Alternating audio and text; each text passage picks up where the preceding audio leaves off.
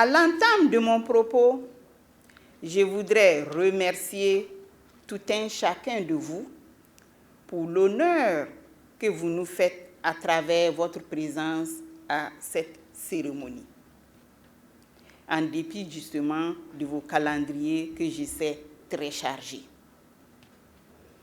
Je saisis l'opportunité de cette rencontre pour renouveler ma sincère gratitude aux hautes autorités de notre pays pour leur accompagnement constant qui permet au médiateur du Faso de jouer pleinement son rôle.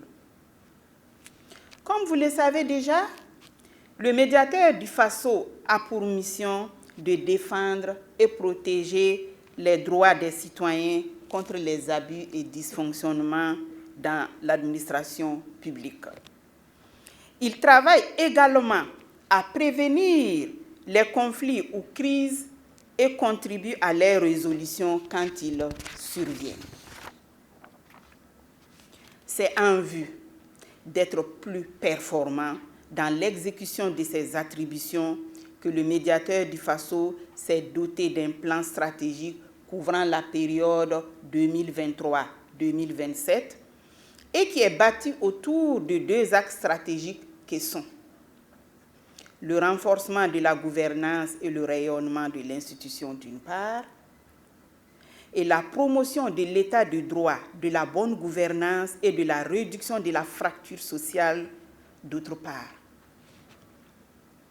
Le processus d'élaboration de ce plan a été participatif et a mobilisé les acteurs au niveau interne et des experts du ministère en charge de la planification. La présente table ronde, organisée avec l'appui des DECAF, à qui je réitère mes remerciements, vise à faire une présentation de ce plan stratégique afin de permettre aux différents partenaires de s'en approprier et éventuellement identifier les pistes de collaboration possibles. Avec la dégradation de la situation sécuritaire, nous avons enregistré des exactions contre les populations qui ont contribué à fragiliser davantage le tissu social.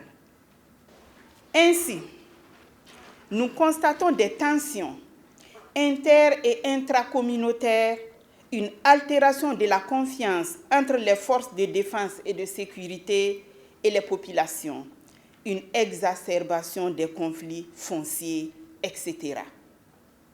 Le médiateur du Faso ne peut être insensible à tout cela.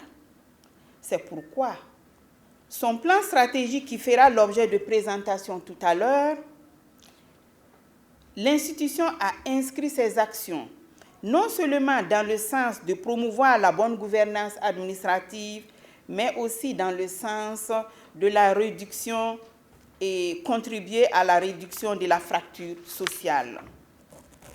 Pour la mise en œuvre de ce plan stratégique, au grand bonheur des populations, l'accompagnement des plus hautes autorités du pays et des partenaires techniques et financiers est indispensable. Pour ma part, je m'engage et engage mes collaborateurs à toujours œuvrer aux côtés des autres entités de l'État avec l'appui des partenaires à la préservation du vivre ensemble et de la cohésion sociale. Convaincu qu'ensemble nous ferons des merveilles, je déclare ouverte la table ronde des partenaires du médiateur du Faso. Je vous remercie. Que Dieu bénisse le Burkina Faso.